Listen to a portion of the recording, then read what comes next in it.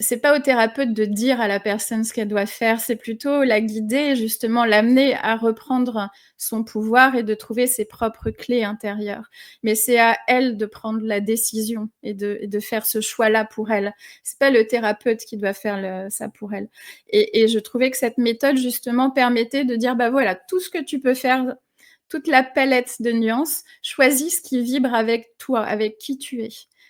J'ai décidé de contacter une médium parce que j'avais besoin d'avoir des réponses. Je ne savais pas du tout, comment un médium pouvait m'accompagner. Je n'en avais jamais consulté.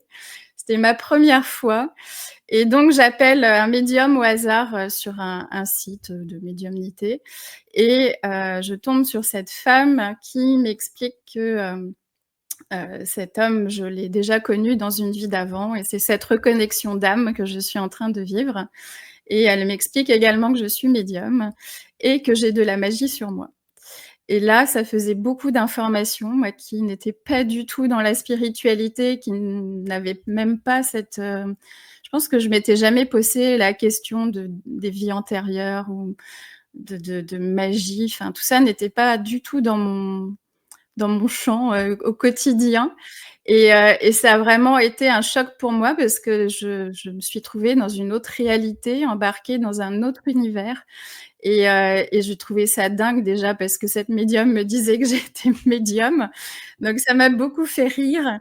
Je me suis dit: «Ah si elle dit ça à tous ses clients, elle doit avoir quand même pas beaucoup de clients». C'est quoi la magie? Pourquoi elle me parle de magie? C'est quoi ce truc que j'ai sur moi? J'avais pas trop entendu parler de ça avant. Souvent, lorsqu'on a un blocage dans un domaine de sa vie, que ce soit, sentimental, professionnel ou même financier ou familial, un lien particulier dans la famille à travailler, on travaille en conscience, c'est-à-dire qu'on arrive à identifier qu'est-ce qui vient bloquer, à quel niveau ça se joue, mais il y a parfois des choses qui sont inconscientes qui se déroulent et qui viennent du coup nous limiter et nous empêcher, on va dire, d'accéder à vraiment une pleine libération de qui on est pour avoir un bien-être dans notre vie, accéder à notre joie de vivre, à notre sérénité, à notre harmonie qui est notre état naturel. Bonjour à tous et bonjour à toutes et bienvenue sur la chaîne de la spiritualité pour tous. Je suis Marie-Louise, tarologue, et je vous propose plusieurs fois par semaine des émissions sur cette chaîne tournées autour de la spiritualité. Aujourd'hui, je reçois Anne Blobel qui vient parler de ce qu'elle fait dans la vie. Elle est praticienne en hypnose et surtout, Anne vient nous parler de son parcours.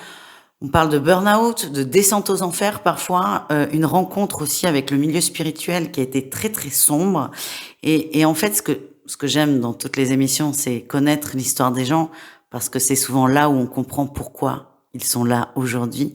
Mais avec Anne, c'est encore plus important parce qu'effectivement, toute son évolution personnelle, elle en a fait quelque chose et aujourd'hui, elle propose à ceux qui le désirent évidemment, d'aller mieux grâce à des outils, grâce à des pratiques qu'elle a elle-même expérimentées. Un grand merci à Anne pour s'être confiée ainsi sur son parcours, son évolution. Pour moi, c'est un parcours qui est très inspirant, donc n'hésitez pas à l'écouter et à le réécouter évidemment. Donc merci à Anne et merci à vous tous qui êtes de plus en plus nombreux sur la chaîne à participer, à commenter, à vous abonner, à partager. Je ne vous le dis jamais assez, cette chaîne, c'est la vôtre. Donc, si vous désirez venir échanger sur un sujet spirituel, sur votre pratique, sur votre parcours, n'hésitez pas à me contacter. Vous avez toutes les infos sous la vidéo. Je vous laisse entre Anne et moi et je vous souhaite un excellent visionnage.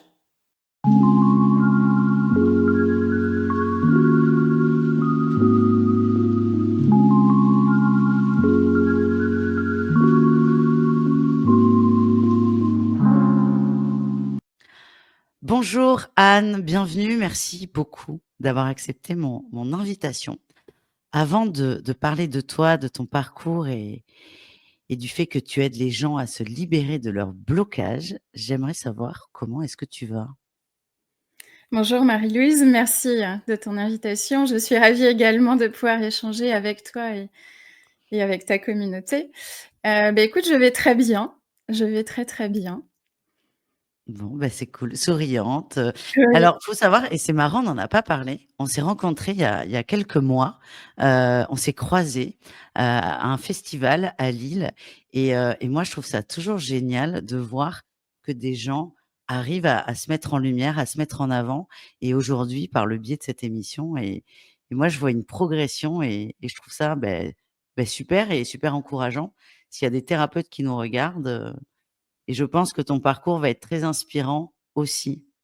Est-ce que je me trompe ou pas? Je l'espère. En tout cas, c'est aussi mon intention de pouvoir, partager, avec d'autres thérapeutes aussi qui ont peut-être rencontré, certaines, difficultés. Puis c'est vrai que le fait d'être, thérapeute, c'est aussi apprendre à se mettre dans la lumière et c'est pas quelque chose qui est forcément, inné pour tout le monde et c'est vrai que c'est important de pouvoir parler de l'accompagnement qu'on propose et transmettre les messages, qu'on vient porter. Mmh. Alors avec toi, j'ai envie de commencer par la fin, parce que souvent on commence par le parcours, on en parlera évidemment, mais avant de savoir pourquoi tu en es là et de comment tu es arrivé là, qu'est-ce que tu proposes aujourd'hui? Parce que si j'ai bien travaillé, ce que tu proposes aujourd'hui en accompagnement est très lié à tes expériences et j'ai envie qu'on commence par là. Donc aujourd'hui, Anne, qu'est-ce que tu proposes? À qui et pourquoi? Tu as 5 minutes. Je vais essayer de tenir. Je propose un accompagnement global pour, permettre, aux clients qui viennent me voir de se libérer de leur blocage profond, d'un mal-être et donc je vais utiliser, plusieurs outils et surtout, on va dire mes ressentis, mes capacités et j'accompagne les personnes à travers l'hypnose. Une hypnose qui me permet, d'aller, m'adresser à l'inconscient pour venir libérer, identifier des blocages, hein, qui sont inconscients, qui travaillent en sous-marin et qui, parfois sont très limitants.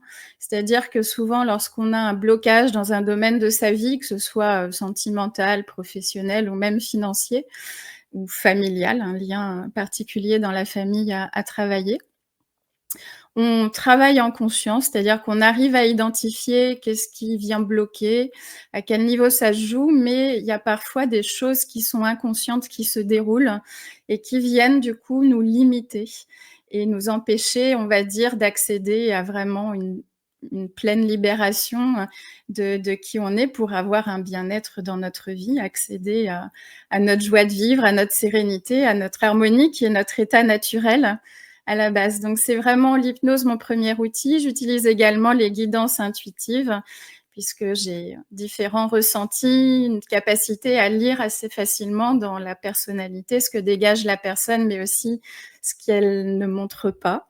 J'ai la capacité en effet de regarder plus profondément, on va dire, au niveau de l'âme de la personne, hein, ce qu'elle manifeste, pour pouvoir lui permettre aussi d'identifier tout ça et de l'accompagner vers son expansion.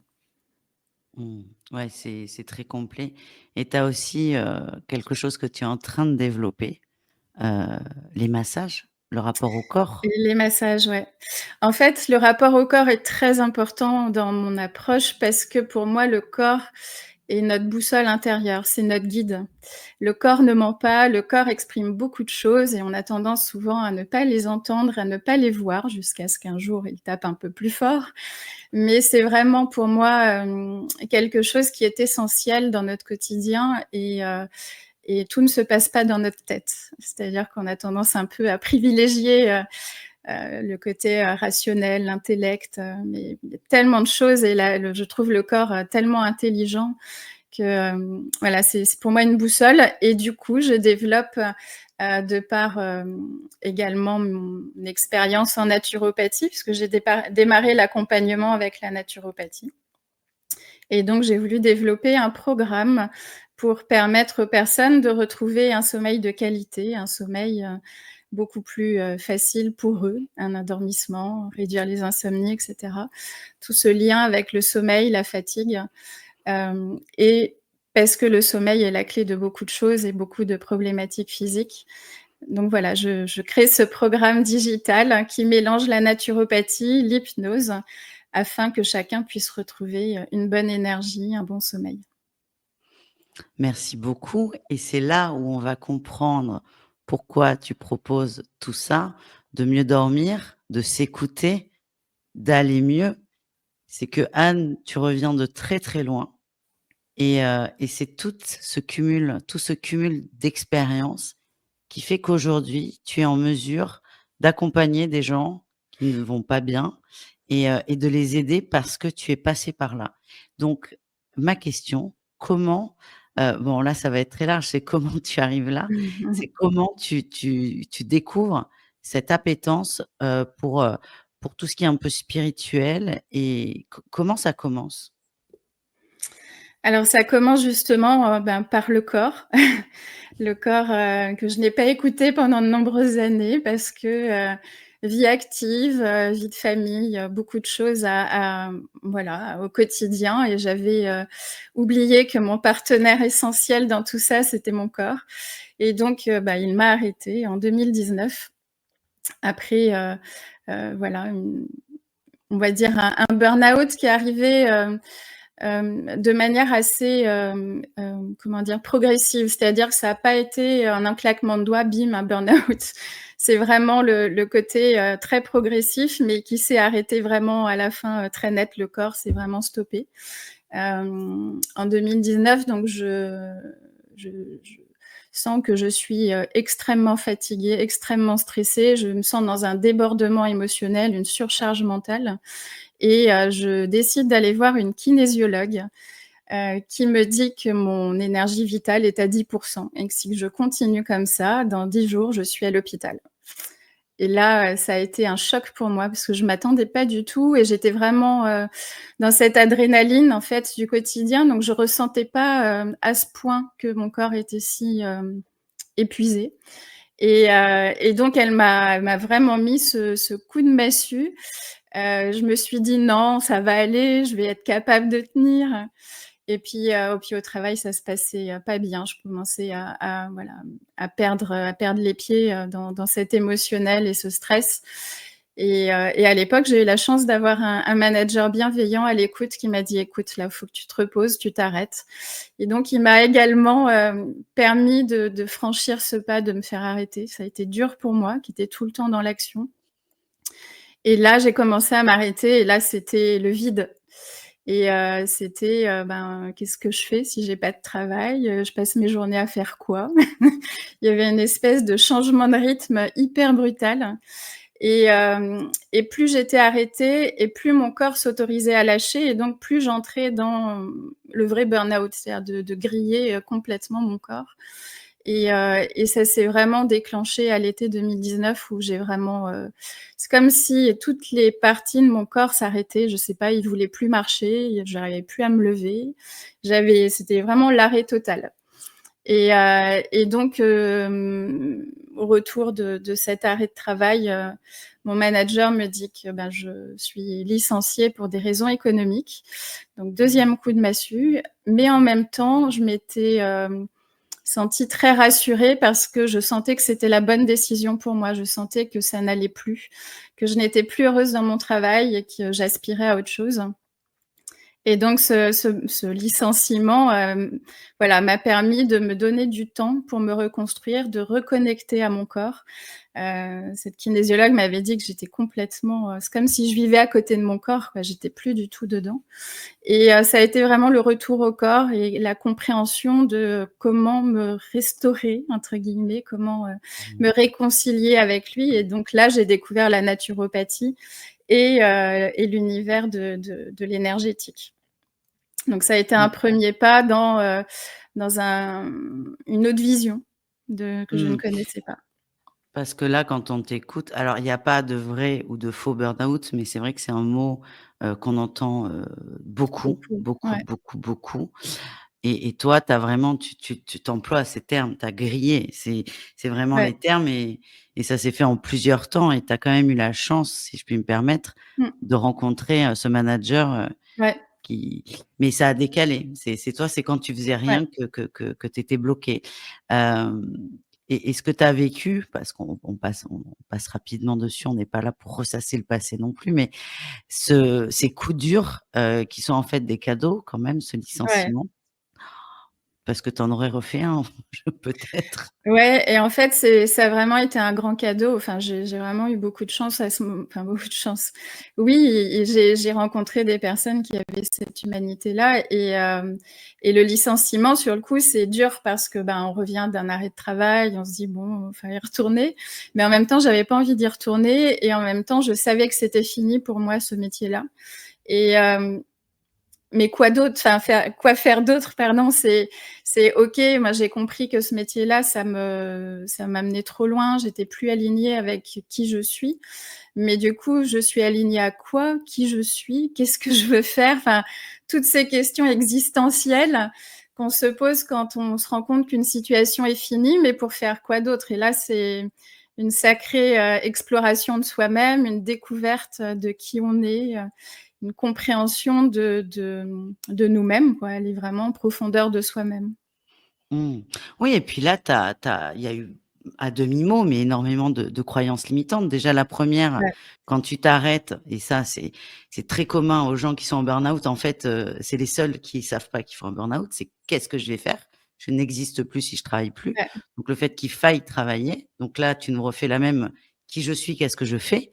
Mmh. Et il y a aussi un aspect financier derrière et donc croyances limitantes, dans par rapport à l'être, par rapport au faire, par rapport à l'argent. Ouais, donc grosse remise en question et Ouais c'est pour et ça, puis cadeau difficile, mais cadeau quand même mmh. et heu et puis tu allais dire? Et puis, surtout qu'à l'époque, au moment où c'est arrivé, j'étais maman solo, donc j'avais pas, de compagnon sur lequel, m'appuyer financièrement, m'appuyer émotionnellement. J'étais, voilà, dans ce chemin seule et c'est vrai qu'à ce moment-là, on panique encore plus parce que quand il y a un enfant, à charge, on peut pas faire n'importe quoi. C'est que j'avais bien conscience que, hem la naturopathie a été une grande révélation pour moi parce que ça a été, j'allais dire un retour à moi-même. C'est-à-dire quand j'ai découvert la naturopathie, je me suis dit: «Ah bah, c'est moi, c'est exactement, qui je suis, ce que je veux faire, ce que je veux être». Enfin, ça a été un appel du cœur, immense et la naturopathie, ça voulait dire, bah, repartir en école, faire des études. Ça veut dire, pendant 2 ans, ne pas avoir de salaire parce qu'on fait des études et puis ça veut dire que derrière, les métiers de l'accompagnement sont pas des métiers où on gagne aussi bien sa vie, du moins en démarrage, que le métier dans lequel j'étais depuis 20 ans. Donc c'était aussi financièrement prendre un risque sauter un peu dans le vide, hein, parce que l'accompagnement, c'était, je connaissais pas encore. Mmh. Bah, c'est un bel exemple de sortie de zone de confort, voulu ou pas Mmh. et bravo parce qu'effectivement le volet, maman solo, je le vis pas directement mais je le vois autour de moi, c'est pas évident, c'est un boulot à plein temps et beh, tu es une sacrée, un sacré bout de de femme, dis donc, Anne et donc tu repars en études, tu as trouvé ton coup de Ouais, cœur, ouais. tu reprends, je pense que là, à ce moment-là, tu es plus à 10 de ton énergie vitale parce Ah que oui, ça ça m'a c'est reboosté. Ça, c'est quand Ça même m'a beaucoup plus important que le compte en banque, même si dans la Ouais. société dans laquelle on vit, c'est parfois assez difficile et là, ça y est, tu commences à percevoir qui tu es et ça commence avec la naturopathie. Ça commence avec la naturopathie. Alors j'ai beaucoup résisté au début, hein, c'est-à-dire j'ai fait des allers-retours de: «Est-ce que je m'inscris? Est-ce que je» parce que l'école a un coût financier aussi, non négligeable. Et j'ai fait beaucoup d'allers-retours, donc c'est un coup j'y vais, un coup j'y vais pas et en fait, l'appel était tellement fort, je pouvais pas, j'ai compris qu'il fallait que j'y aille et à ce moment-là, au moment où j'étais dans cette reconnexion au corps, j'ai aussi, voilà, appris à me découvrir, à découvrir quelles étaient mes envies, mes besoins ça m'a permis de m'ouvrir aussi à, on va dire, une partie plus spirituelle de l'accompagnement où j'ai rencontré des énergéticiens, pardon, pour également me permettre de retrouver, on va dire, une bonne énergie, un bon ancrage à ce moment-là, je commençais à aller mieux. j'avais démarré mes études de naturopathie et j'ai fait une rencontre via un site de rencontre et il s'est passé quelque chose d'assez étonnant pour moi puisque lorsque j'ai rencontré cet homme, et qu'il m'a pris dans ses bras, j'ai eu on va dire un frisson et un ressenti où j'ai entendu: «Ça y est, je suis à la maison». Et très étrange de rencontrer quelqu'un qu'on ne connaît pas et de se dire: «Ça y est, je suis chez moi». C'était la première fois, après la naturopathie, de ressentir quelque chose d'aussi fort et donc j'ai voulu comprendre pourquoi avec cette personne que je ne connaissais pas, je me sentais à ce point chez moi et donc j'ai décidé de contacter une médium parce que j'avais besoin d'avoir des réponses. Je ne savais pas du tout, comment un médium pouvait m'accompagner. Je n'en avais jamais consulté. C'était ma première fois et donc j'appelle, un médium au hasard, sur un site, de médiumnité et je tombe sur cette femme qui m'explique que, cet homme, je l'ai déjà connu dans une vie d'avant et c'est cette reconnexion d'âme que je suis en train de vivre et elle m'explique également que je suis médium et que j'ai de la magie sur moi. Et là, ça faisait beaucoup d'informations, moi qui n'étais pas du tout dans la spiritualité, qui n'avais même pas je pense que je m'étais jamais posé la question des vies antérieures ou de magie, enfin tout ça n'était pas du tout dans mon champ, au quotidien et ça a vraiment été un choc pour moi parce que je me suis trouvée dans une autre réalité, embarquée dans un autre univers et je trouvais ça dingue déjà parce que cette médium me disait que j'étais médium, donc ça m'a beaucoup fait rire. Je me suis dit: «Ah, si elle dit ça à tous ses clients, elle doit avoir quand même pas beaucoup de clients». C'est quoi la magie? Pourquoi elle me parle de magie? C'est quoi ce truc que j'ai sur moi? J'avais pas trop entendu parler de ça avant et là, elle m'envoie voir quelqu'un, un magnétiseur, un guérisseur, pour me faire retirer la magie et sortir de cet envoûtement et là, c'était surréaliste que je me suis dit: «Mais qu'est-ce qui se passe?» Et donc je contacte cet homme, qui me confirme qu'il y a de la magie sur moi, que j'ai plein d'entités, que c'est ça qui me fatigue énormément, qui pollue mon énergie et qui me crée tous ces blocages de vie et qui me limite aussi dans mon épanouissement. Et donc je découvre, ce qu'est la magie, ce qu'est les entités, toute cette partie, on va dire, un peu plus sombre qu'on n'a pas forcément envie d'aller voir, quand on découvre la spiritualité. Pour moi, la spiritualité, il y avait un côté un peu plus angélique, un peu plus lumineux et là, je suis partie dans des trucs hyper sombres avec des défunts qui m'entouraient, je sais plus, ils me disaient que j'avais 100 entités sur moi. Je dis: «Mais c'est quoi ce truc?» Et voilà et après en creusant, j'ai compris ce que c'était que la magie noire, j'ai compris, ce qu'on appelait être des entités parce que ce mot me paraissait étrange et puis on s'imagine dans ces moments-là plein de trucs bizarres sur soi et voilà et j'ai eu tout un parcours pour me libérer de cette magie qui a été assez long parce que, la personne qui a fait de la magie sur moi et bien, on va dire a fait de la magie sur toute ma lignée donc ça touchait pas que moi et il était assez balèze parce qu'il avait installé comme un programme, c'est-à-dire qu'à chaque fois qu'on me nettoyait de la magie, ça se réinstallait dans la nuit. Donc c'est pour ça que c'était sans fin, c'est-à-dire qu'à chaque fois je me faisais nettoyer, je sentais comme c'est comme s'il y a un voile qui partait, enfin il y avait vraiment cette sensation de on me retire un truc qui me pesait et tout d'un coup, pouf, ça revenait, ça restait pas en fait, c'est vraiment comme un truc qui colle et hop, ça revient et voilà, donc là, j'ai entamé, on va dire un périple de de thérapeutes, voilà, de personnes qui sont, spécialisées là-dedans et chacun me disait: «Bah, alors cette fois-ci, c'est bon, tu es débarrassée». Je voyais ça revenait, quoi et ça a été long, ça a duré presque 3 ans.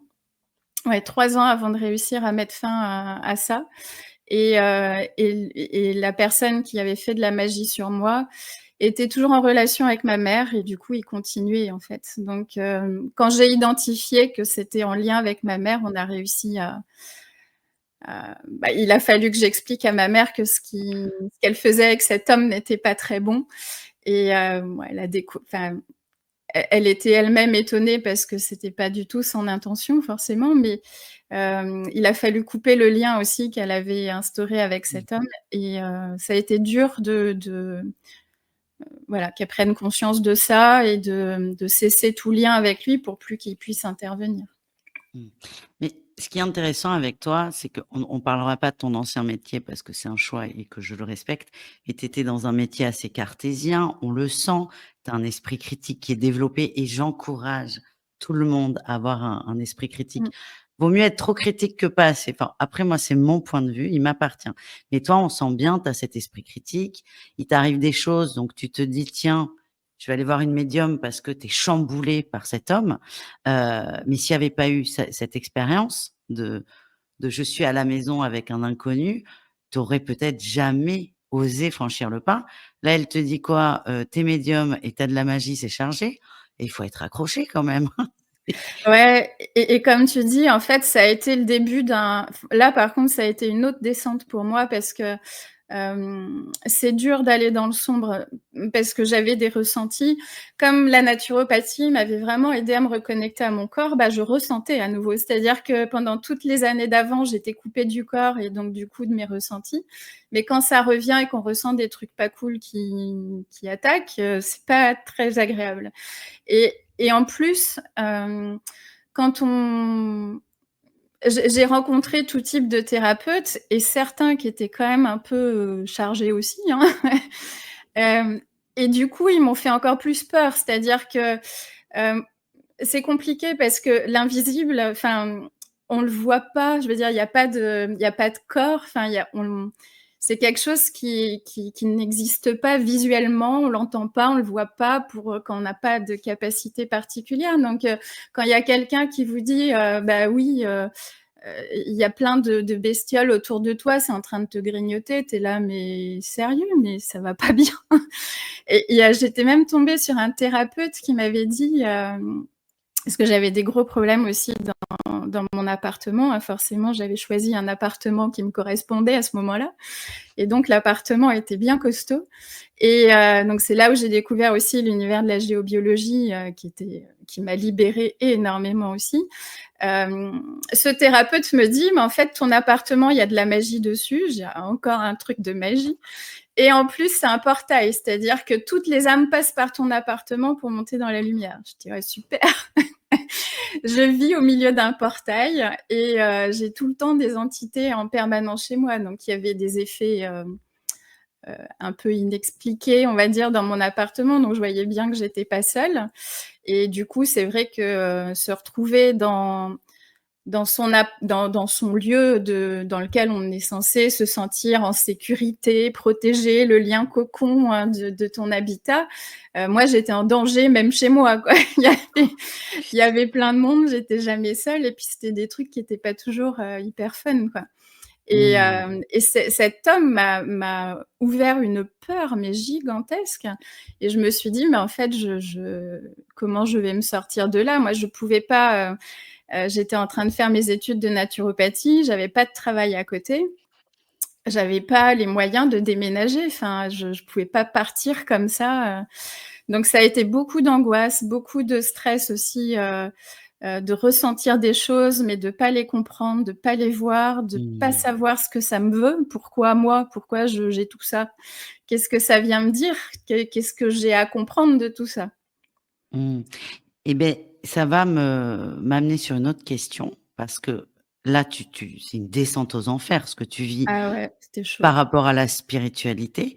Mais il y a pas un moment où tu t'es dit: «Non mais n'importe quoi, tout ça c'est des foutaises». Tu tu t'es pas dit: «Attends, ça allait pas bien avant, mais là c'est pire». Tu t'es pas posé la question si tout ça c'était pas du grand n'importe quoi, tu vois ce que je veux dire? Bah, j'aurais bien aimé, mais en fait, non, parce que mes ressentis étaient là et je savais que D'accord. c'était vrai.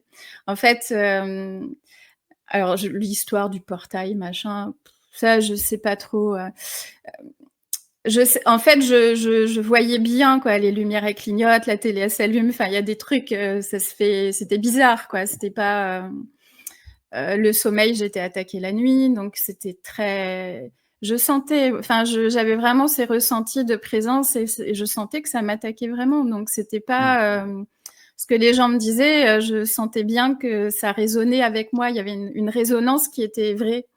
J'aurais bien aimé me dire. Par contre, ce que j'ai compris bien après, et c'est là où maintenant, on va dire que ma relation à la spiritualité est beaucoup plus saine, on va dire, c'est que les thérapeutes à ce moment-là que je rencontrais étaient des gens qui avaient quand même, je trouve, un lien avec l'ombre assez toxique parce que j'ai rencontré par la suite d'autres thérapeutes qui parlaient de l'ombre, mais de manière beaucoup plus saine, puisque la lumière n'existe pas sans l'ombre. Donc l'ombre sert à quelque chose, c'est pas quelque chose de mal. On est vraiment dans ces croyances de cette dualité entre le bien, le mal, l'ombre et la lumière. Et ça m'a vraiment permis, avec le recul, de comprendre que cette ombre était juste là pour me délivrer un message et n'était pas là pour me maltraiter. Enfin, je sais pas comment dire. Ça m'a pris du temps, mais j'ai vraiment compris que cette expérience que j'ai traversée, c'était quelque chose qu'il était important pour moi de libérer, puisque j'ai compris par la suite pourquoi je traversais toute cette expérience avec l'ombre. J'ai aussi compris qu'il y avait des guides de l'ombre qui viennent aussi travailler pour rétablir l'équilibre entre l'ombre et la lumière, puisque tout est énergie, donc tout est aussi équilibre dans la nature. Euh, L'ombre sert l'équilibre et sert aussi à sa façon la lumière. Mmh. Et c'est vraiment cette nouvelle vision-là que j'ai réussi voilà, à m'approprier telle que pour sortir du fait de subir en fait une ombre, une attaque, et cetera. C'était vraiment m'apprendre à sortir de ce côté un peu de «Ah, je suis la victime, je me fais attaquer», plutôt par reprendre ton pouvoir. En fait, non. À partir du moment où tu gardes ton pouvoir créateur et que tu es aligné avec qui tu es, il y a pas de raison, en fait, que ça vienne te chambouler, te mettre comme ça à terre. Voilà, ça m'a vraiment appris à travailler ma stabilité, ma protection aussi qu'est-ce que j'autorise à rentrer dans mon énergie? Parce que là, quelque part, il y a une part de moi qui autorisait toutes ces entités à venir se recharger en termes d'énergie et j'ai compris par la suite pourquoi il y a une part de moi qui autorisait ça et l'hypnose m'a aidée à comprendre ça. En fait, l'hypnose a vraiment été la clé pour moi de ma libération de tout ça, parce que j'ai pu aller chercher au niveau inconscient quelle part de moi avait encore besoin de souffrir, quelle part de moi avait encore besoin de se faire du mal, être dans la douleur, et pourquoi j'avais mis en place ça, pourquoi j'autorisais pourquoi je donnais l'accès, même si une part de moi était contre, il y a quand même une partie qui était pour. Et cette partie-là, tant qu'on va pas la voir et tant qu'on lui explique pas qu'il est temps de qu'il est temps de se faire du bien maintenant, Mmh. on continue à garder des schémas. En fait, c'est pour ça que je trouve l'hypnose extraordinaire. C'est vraiment un outil très puissant pour ça. C'est qu'en conscience, je ne voulais pas vivre ça, mais inconsciemment, je le voulais. Et tant que je vais pas voir au niveau inconscient qu'est-ce qui se joue, eh bien, je reste bloquée dans mon schéma. Et quand j'ai compris, quelle était la vie antérieure qui avait créé tout ça et pourquoi j'ai vécu ça, quand je suis allée, on va dire, réparer cette vie antérieure, puisqu'avec l'hypnose, on peut venir réparer une blessure, c'est ça qui est assez, extraordinaire. Quand on vient se pardonner et réparer des choses et des blessures, derrière, tout se réaligne, je sais pas, il y a comme, tout redevient, harmonieux, serein. Bah, merci d'avoir, partagé ton parcours de l'avant parce qu'on voit bien, bah, encore une fois, tu reviens de très, très loin et tu as expérimenté aussi. Tu ce que tu dis: «J'ai vu beaucoup de thérapeutes», mais je pense qu'il y en a eu encore plus que ça. Tu as tout fait, tu as tout vu Ouais. et ça t'a permis de trier, déjà d'aller mieux parce que c'est important quand on accompagne, d'être à peu près en harmonie avec soi Et les outils que tu utilises aujourd'hui sont des outils qui, toi, t'ont aidé à remonter. Et donc, c'est une excellente transition où là, tu as commencé à parler d'hypnose.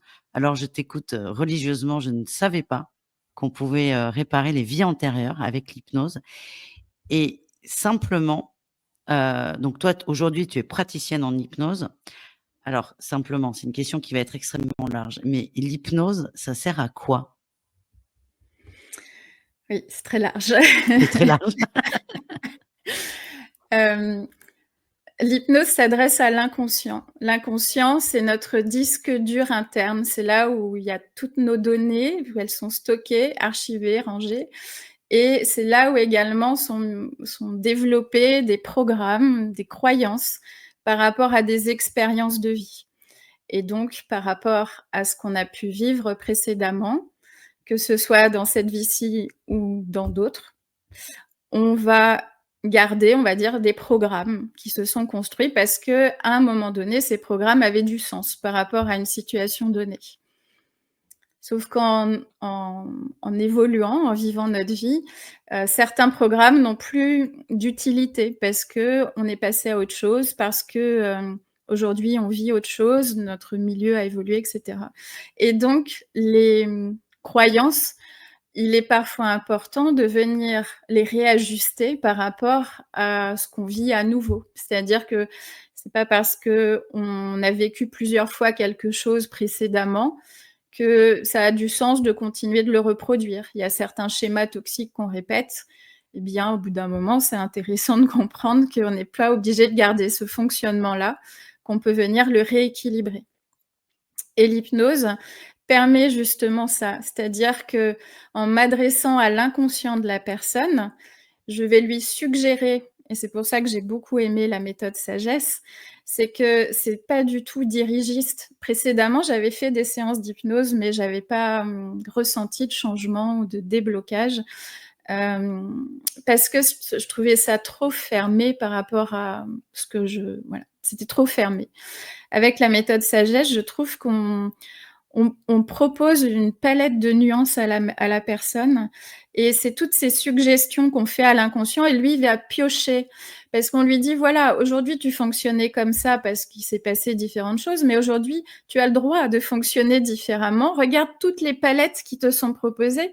Peut-être qu'il y en a une qui te sera plus bénéfique par rapport à ce que tu as besoin de vivre maintenant. Choisis ce qui te convient». Donc on redonne le pouvoir à la personne et ça, c'était important pour moi aussi parce que je trouve c'est ma vision de l'accompagnement. C'est pas au thérapeute de dire à la personne ce qu'elle doit faire, c'est plutôt la guider, justement l'amener à reprendre son pouvoir et de trouver ses propres clés intérieures. Mais c'est à elle de prendre la décision et de faire ce choix-là pour elle. C'est pas le thérapeute qui doit faire ça pour elle. Et je trouvais que cette méthode, justement, permettait de dire: «Bah, voilà, tout ce que tu peux faire, toute la palette de nuances, choisis ce qui vibre avec toi, avec qui tu es. Parce que ma palette de nuances n'est pas la tienne, puisqu'on est tous uniques et différents. Donc ça m'a beaucoup plu. Et l'autre partie aussi qui est très intéressante et que j'ai développée avec Olivia Favre que tu as reçue en hypnose régressive, c'est ce dialogue avec l'inconscient où je vais aller poser des questions directement à l'inconscient et c'est l'inconscient qui, lui, va m'identifier. Quel est le point de blocage? Quelle est l'origine de la blessure? Et ça aussi, ça m'a beaucoup plu parce que je trouve ça plus juste que ce soit l'inconscient, enfin donc la personne qui aille identifier son origine parce que moi je peux déjà, avec ma clé de lecture, avoir des idées, des ressentis de ce qui aurait besoin d'être corrigé. Mais c'est toujours plus juste quand ça vient de la personne parce que ça veut dire qu'elle est prête à le mettre en place, quand elle arrive à l'identifier par elle-même et puis une fois de plus, elle garde son pouvoir. Le pouvoir n'est pas chez le Mmh. thérapeute, c'est vraiment une co-création avec elle et le fait de lui redonner son pouvoir, c'est aussi lui permettre de reprendre confiance en elle, reprendre confiance en ses capacités, en qui elle est et l'unicité qu'elle représente. Ça me touche beaucoup à travers l'hypnose, de pouvoir permettre aux personnes voilà, de reprendre leur pouvoir, de reprendre leur liberté et que ça vienne d'elles. Et le dernier point aussi qui est très important, je crois, c'est l'inconscient. Le gros avantage, c'est qu'il ne fait pas la différence entre le réel et l'imaginaire. Donc il y a pas de filtre par rapport à ça. Ce qui fait que quand on a identifié le contexte d'une blessure, du trauma, qu'est-ce qui a créé ce trauma-là? On va pouvoir raconter une nouvelle histoire à l'inconscient. Et dans cette nouvelle histoire que je raconte à l'inconscient, on va venir réparer la blessure. C'est Mmh. l'histoire qui vient la réparer. Donc moi, je lui fais une proposition d'histoire en réparation de ce qu'elle a vécu. Et je demande à son inconscient si cette histoire-là lui convient pour réparer le traumatisme. Si l'inconscient me dit oui, ça veut dire que c'est OK, tout est en train de se réaligner à l'intérieur d'elle. S'il me dit non, je continue à lui expliquer, à lui faire d'autres suggestions pour qu'elle choisisse ce qui va venir l'apaiser. Donc c'est vraiment un véritable échange et c'est assez, drôle parce que les personnes souvent, se disent: «Ah là là, je pensais pas du tout que c'était ça qui bloquait tout le reste». Donc elles sont à la fois, spectatrices parce que quand on est en état d'hypnose, on est toujours présent à ce qui est en train de se dérouler avec le thérapeute et donc du coup, c'est vraiment un travail d'équipe. Moi, ce que j'apprécie dans ce que déjà, tu as une façon d'expliquer qui est très intéressante, parce que c'est extrêmement complet. Ta façon d'expliquer est complète, mais l'hypnose aussi. Parce que le travail, c'est pas juste de dire: «Là, il y a un blocage», parce que ça peut être très frustrant pour les gens. Parce que moi, j'en ai pas parlé, mais les gens qui me connaissent le savent. Moi, ce qui m'a mis un pied dans la spiritualité, c'est l'hypnose. Alors, c'était une hypnothérapeute, qui n'était pas du tout formée, à la régression et compagnie. C'est ce qu'on va appeler l'hypnose ericksonienne, mais c'est pas important. Moi, je faisais des angoisses à pas pouvoir sortir de chez moi et ça m'a sauvée. L'hypnose m'a sauvée et ce que j'apprécie, c'est qu'on va pointer un blocage, mais on va surtout le régler parce que moi, tu imagines l'effort que ça me prend d'aller voir cet hypnothérapeute, s'il faut que je sorte de chez moi. Si c'est pour me dire: «Ah oui, effectivement, ça bloque» et qu'il y a pas de solution derrière, ça peut être encore pire, encore plus difficile et là, ce que je ressens, c'est que c'est un accompagnement qui est extrêmement complet. Tu parlais de tes ressentis, ta médiumnité dans un sens, parce que peut-être que la médium, avait raison, celle que tu as appelée. Est-ce que ces capacités, peut-être qu'elles te permettent aussi d'aller plus vite pour capter, les Mmh. problématiques et les solutions? Oui, c'est vrai, c'est pour ça que j'ai rajouté, dans mon offre un package guidance plus hypnose parce que, à travers la guidance, justement, c'est un rendez-vous avec la personne où je vais aller, lui faire part des messages que je reçois ou de mes ressentis par rapport au questionnement qu'elle a par rapport à sa problématique et c'est c'est une première phase d'identification de ce qui vient, la bloquer ou la limiter et créer une souffrance chez elle. Donc Mmh. en fait, ça, c'est quelque chose que j'ai compris il y a peu de temps, parce que j'avais l'impression que tout le monde fonctionnait comme ça. Je savais pas que c'était que c'était pas le même enfin voilà, bon, j'ai compris il y a peu de temps que, tout le monde n'avait pas cette clé de lecture et j'ai la chance de pouvoir, lire dans la personne, mais tout, enfin quand je vois quelqu'un, je ressens tout, je vois tout, je vois beaucoup, comme j'ai été très connectée à l'ombre en démarrage, comme j'ai pu l'expliquer, je revois aussi sa part d'ombre et du coup, c'est intéressant parce que ça permet de venir rééquilibrer aussi quelque chose, chez elle. De Et puis le fait d'avoir vécu aussi, tout ce qui était, magie, mauvais œil, entité, enfin des choses qui viennent nous peser dans notre énergie, qui nous empêchent d'avancer correctement sur «notre chemin» entre guillemets, ça perturbe, on va dire, notre énergie. Hem, J'arrive aussi du coup à identifier si la personne a ça sur elle, hein, parce que, heu Moi, la magie, elle était sur moi depuis mes 18 ans. Donc, quand j'ai compris qu'il y avait de la magie sur moi, j'avais 42 ans. Donc ça ça a été un certain nombre d'années où ça a joué aussi, forcément dans mes choix de vie. Mais en tout cas, ça me permet aussi d'accompagner des personnes qui traversent aussi cette part-là. Alors je ne suis pas quelqu'un qui est capable de retirer de la magie ou de nettoyer, on va dire Mmh. libérer des entités sur les personnes. Ça fait pas partie de l'accompagnement, que je suis capable de proposer.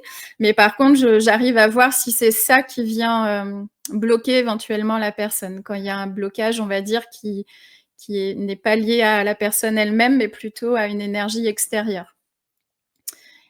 Voilà. Merci. Je sais pas si tu entends, j'ai un chat qui miaule. Tu l'entends ou pas? Est-ce que Oui, vous j'ai entendez entendu le un petit chat? peu. Bon, Oui, bah, elle patientera. d'accord. Et c'est important de dire ça aussi, de préciser: «Je ne fais pas ça», parce que c'est vrai qu'on peut se heurter à des gens qui proposent tout et vaut mieux faire peu de choses, mais les faire bien et accompagner réellement quelqu'un. Alors moi, j'ai envie qu'on se concentre sur l'hypnose. Alors tu as eu plusieurs formations, tu as eu l'hypnose sagesse, tu as eu de l'hypnose régressive. Aujourd'hui, tu pratiques ta propre hypnose avec une nouvelle clé de lecture que tu acceptes qui est, ta médiumnité finalement. Et moi, ma question, alors c'est des questions qui vont paraître très, très simples. Heu, donc tu as répondu à quoi ça sert l'hypnose, mais en fait, on peut pour n'importe quel blocage, on peut venir te consulter, qu'il soit Ouais, financier. Là, je pense à j'ai quelqu'un dans mon entourage qui ne peut plus conduire. C'est quand même ouais. dommage. Donc les phobies, ça, tu peux les travailler? Oui, en hypnose, enfin, il y a pas un truc, je crois, qu'on ne peut pas libérer en hypnose. La liste est tellement longue. On peut venir aussi, moi j'ai commencé par ça, à travailler avec l'hypnose pour, apaiser le lien avec ma mère. J'avais énormément de colère et de culpabilité. Notre lien était très, très compliqué. J'avais beaucoup travaillé avec des psys et d'autres thérapeutes pour, venir apaiser ce lien entre nous. Je voyais bien que ça avait quand même apaisé des choses. Mon regard était différent vis-à-vis d'elle, mais il restait encore un truc, j'arrivais pas à, enfin, j'allais dire les vieux ressorts du passé étaient encore très actifs. C'est-à-dire qu'elle savait exactement où appuyer pour me faire réagir et ça pour moi c'était pas possible. Je voulais pas qu'on continue à avoir une relation, aussi difficile entre nous. C'était important pour moi de venir faire la paix, dans notre lien, de mère à enfant et hem et en 2 séances, ça a transformé notre relation. C'était, magique. Vraiment parce que ça a été, très puissant. Il y a eu une grosse prise de conscience, un vrai déclic. C'était vraiment ce déclic-là qui me manquait dans tout le travail que j'avais fait précédemment et hem et ce qui est dingue, je trouve, c'est qu'à partir du moment où ça bouge chez nous, c'est-à-dire qu'il y a quelque chose qui s'est apaisé, ça bouge chez l'autre. C'est-à-dire que moi, quand j'ai travaillé sur moi, ma mère n'a pas travaillé sur elle, elle a rien fait de plus, mais elle a changé. C'est-à-dire qu'elle a arrêté de m'envoyer ces pics, ces petites agressions comme ça là et à me faire culpabiliser, de tout. Elle est, je sais pas, elle a arrêté son petit jeu et on a eu des discussions qu'on aurait été incapable d'avoir avant et on a Mmh. surtout réussi à se reconnecter de cœur à cœur, chose qui n'existait pas du tout avant. J'avais un cœur, de pierre avec elle. J'étais, c'était très dur notre relation.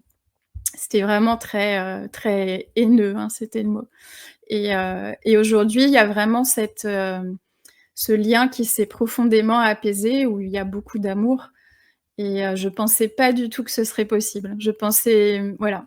Donc ça, pour moi, ça a été, je pensais pas qu'avec l'hypnose, j'arriverais à apaiser un lien, aussi fort que le lien du sang et c'est un exemple parmi d'autres. Après, on peut aussi bien sûr aller, se libérer de schémas amoureux répétitifs, des liens, voilà. Parfois, on comprend pas pourquoi ou même amicalement, parfois on comprend pas pourquoi on attire toujours le même type de personnes et c'est parce qu'il y a quelque chose, c'est l'effet miroir, hein, il y a quelque chose chez nous qui demande à être apaisé, à être guéri et c'est ça qu'on vient travailler avec l'hypnose. Mmh.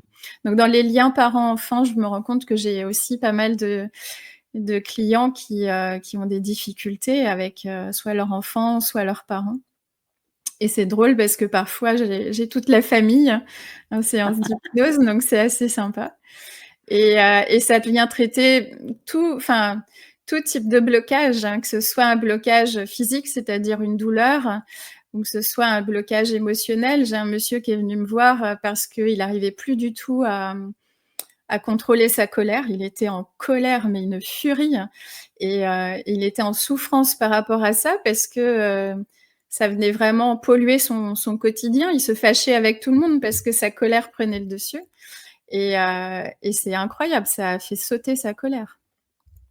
Moi, j'aimerais bien revenir, alors c'est pas, tu vas pas nous raconter tes distorsions avec ta maman, mais ce que tu as dit est très intéressant. C'est que toi, tu as travaillé sur ton blocage et du moment où ça s'est débloqué, ton énergie, et c'est là aussi où il y a une forme d'effet miroir, Mmh, s'est confrontée à celle de ta mère où, tout ce qui pouvait te déranger, soit ne t'atteint plus ou soit n'existe plus. Donc ça, ouais, c'est quand même formidable. Donc ouais. si on a des problèmes de couple, on n'est pas obligé de tanner son conjoint pour venir en Mmh. séance. On peut, être responsable chacun de ses problèmes et s'en occuper tout seul et ça peut avoir un effet. Ça, c'est très intéressant. Oui, c'est vrai que parfois j'ai certaines clientes qui me demandent si je fais, de l'hypnose pour, le couple et je leur explique souvent qu'on n'a pas besoin, on peut déjà commencer par soi-même, C'est et mieux d'ailleurs. c'est mieux et le fait de commencer par soi-même amène l'autre à bouger. C'est vraiment, moi, je l'expérimente, tout le temps, au quotidien, personnellement et puis je le vois auprès de mes clients. Ça apaise, voilà, une tension qui existait parce qu'il y avait une blessure derrière et tant que la blessure est active, eh bien, la relation ne peut pas être apaisée, elle peut pas être, sereine. Il y a une Mmh. tension qui se crée, en fait, de par cette blessure. Mmh. Tu as dit aussi quelque chose qui m'a interpellée. Tu as dit au bout de 2 séances, toi, c'était réglé. Est-ce que, alors je pense que c'est très difficile de quantifier, mais, est-ce que les effets de l'hypnose sont rapides ou pas? Alors ça dépend aussi de la «maturité» entre guillemets de la personne par rapport au blocage. Si c'est quelque chose, qui n'a pas du tout été travaillé précédemment, donc on part d'un petit peu plus loin forcément. Donc ça mettra Mmh. peut-être plus de temps ou ça dépend aussi de la profondeur de la blessure. Si c'est quelque chose qui est très ancien, là depuis très longtemps c'est une blessure, on sent qu'il y a du travail. Là, forcément, en une séance, on peut pas non plus, tout révolutionner. Par contre, en une séance, on sent déjà l'apaisement.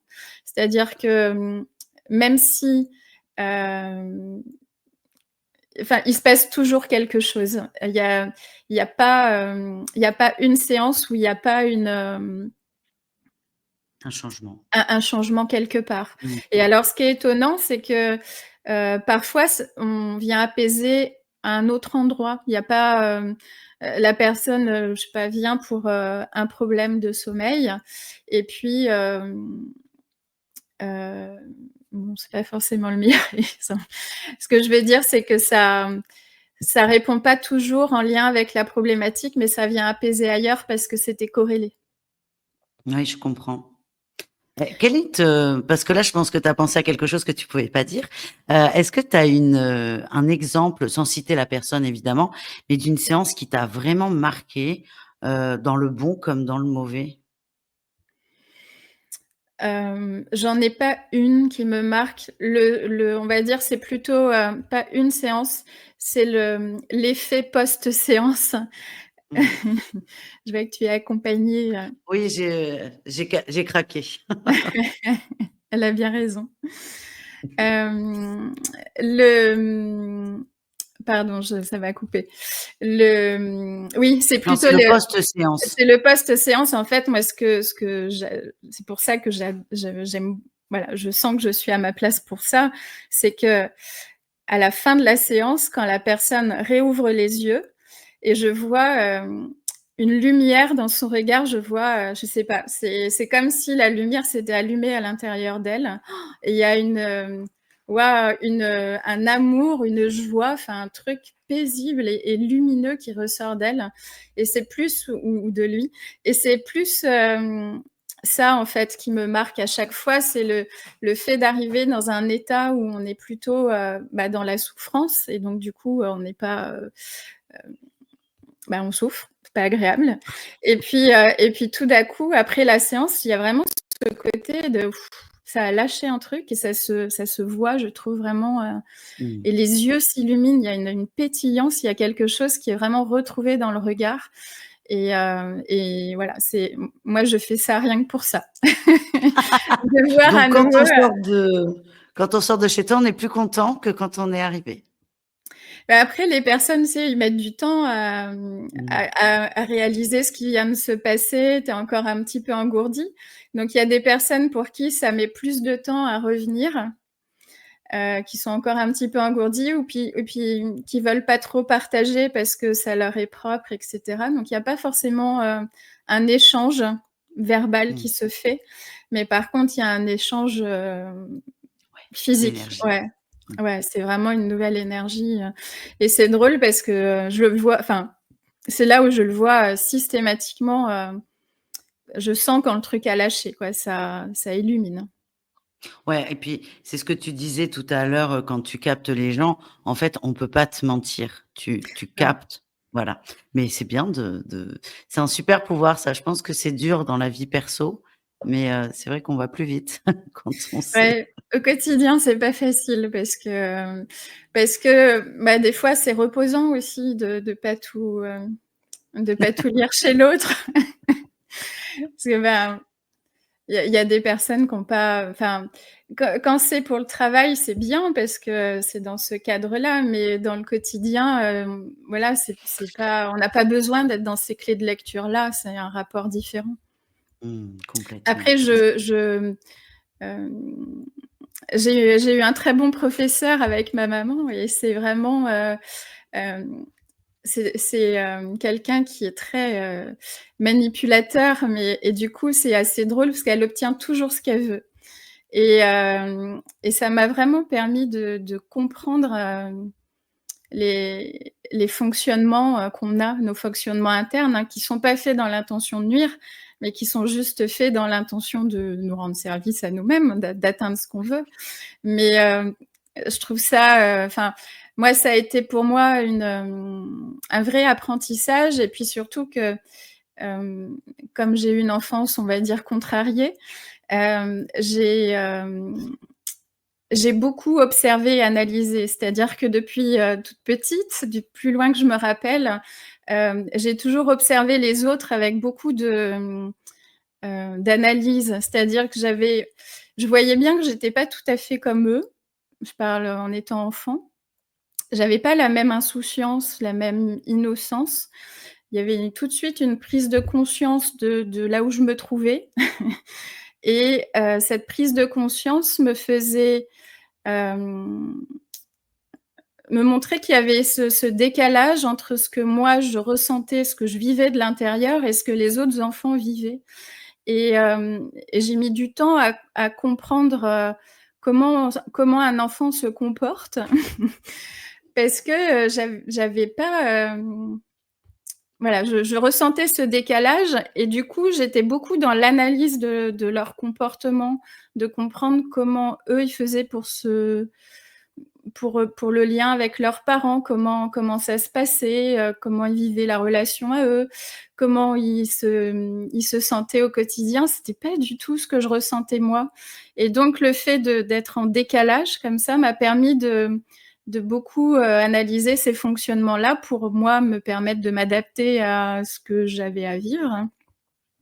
Et du coup, je pense que ça vient vraiment de là, ma capacité de lire dans les autres, c'est le fait d'avoir autant observé, les personnes qui m'entouraient et voir quels étaient leurs fonctionnements, leurs schémas. Et je pense vraiment que ça vient de là, cette lecture. Mmh. Et puis surtout cette connexion, particulière à la nature parce que j'ai eu la chance de vivre à la campagne. Mes parents avaient un très grand, terrain. Il y avait, plein d'animaux à la ferme et cetera. Donc hem j'étais vraiment dans un autre univers, quoi. Je vivais, c'est-à-dire que j'avais construit une famille virtuelle. J'avais une poule, c'était ma tante, le lapin, c'était mon oncle, mon chat, c'était ma J'adore. sœur et en fait, j'avais vraiment créé une famille avec laquelle je me sentais bien, qui étaient des animaux et donc je vivais dans Mmh. cet univers-là, tu vois, dans la nature et les autres enfants, eux, ils étaient dans autre chose, tu vois? Mmh. Et c'était vraiment ce décalage, je me suis dit: «Waouh, en fait, je suis pas, il y a un truc qui est différent». Voilà, donc c'était, mieux le comprendre. Ouais, mais je vais rebondir sur les animaux parce que, bon, toi, c'est la première fois qu'on fait une émission. Mes chats ne me dérangent jamais comme ça. Là, j'ai ouvert parce que sinon ça les tuerait une Mmh. demi-heure et donc elle vient parce que tu es là. Donc je pense Ouais. que les animaux te le rendent aussi bien. Oui. Parce que là, elle va pas me lâcher de la journée. Merci Anne. Oui et c'est Alors, vrai que les c'est animaux, ça m'a aussi permis à, à passer ce tumulte de vie. C'est-à-dire que les animaux sont vraiment d'une générosité et d'un amour, inconditionnel inconditionnel. Bah oui. et ça m'a vraiment nourrie toutes ces années et ça m'a vraiment permis de me renforcer, on va dire, et Parce que ouais, moi, là, j'ai le droit à un un méchant gros câlin. câlin, Ah ouais, grosse merci. Non, mais déclaration. c'est chouette, ça fait du bien. Et OK, donc l'hypnose, on y voit beaucoup plus clair. Moi, je suis une convaincue de l'hypnose, mais je suis là pour convaincre personne.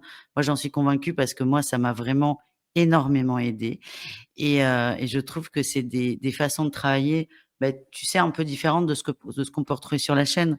Moi, c'est vrai que j'ai beaucoup de médiums qui viennent et il y a pas que la médiumnité dans la vie. Il y Mmh. a aussi, mettre des actions en place, des accompagnements. Toi, tu proposes un panel assez large et qui tend, pas large ton panel, mais qui tend à s'élargir avec d'autres outils. Tu l'as dit, les massages, tu es en train de te perfectionner dedans, donc c'est un outil en plus.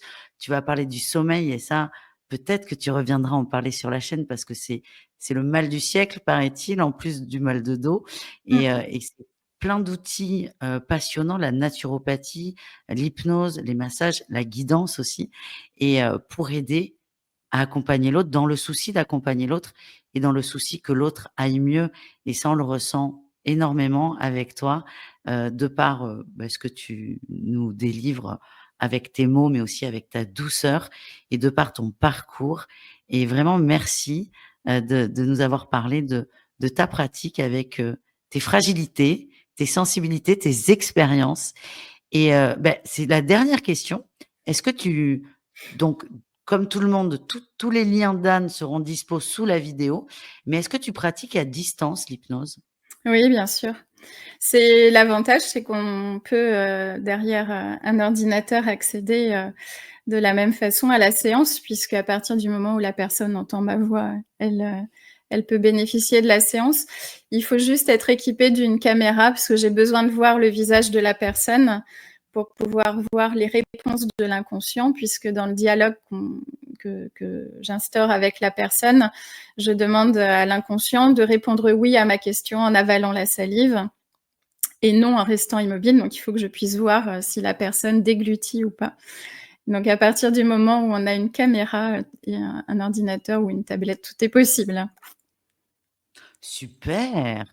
Mais écoute, merci infiniment Anne et c'est toujours la même question au début et à la fin. Est-ce que tu as un mot de la fin? Est-ce que tu as envie de rajouter quelque chose ou de redire quelque chose? C'est ton moment à toi. Un mot de la fin, bah, déjà merci à toi, Malou pour cette interview. Hem, moi c'est vraiment l'objectif, c'était vraiment de pouvoir, présenter, on va dire le type d'accompagnement que je propose aux personnes parce que, j'ai vraiment à cœur de pouvoir accompagner les gens à se libérer de ce qui les bloque, de ce qui les retient. Ce que j'expliquais tout à l'heure, c'est que, à partir du moment où on vient s'apaiser nous-mêmes, on apaise beaucoup de gens autour de nous et c'est vraiment mon intention de pouvoir, démultiplier ça. C'est-à-dire, plus les gens se sont apaisés, plus leur lien extérieur va s'apaiser aussi et on va apporter, plus de paix ici, sur cette terre et sur ce qu'on est en train de vivre parce que, on en a bien besoin. Donc c'est vraiment, voilà, dans cette optique de retrouver sa sérénité, de retrouver son harmonie intérieure pour pouvoir, vivre en harmonie avec la nature, en vivre en harmonie avec l'extérieur. Merci beaucoup, Anne. Merci à tous et peut-être une prochaine fois pour, approfondir les nouveaux sujets. Merci infiniment et à très bientôt. Merci.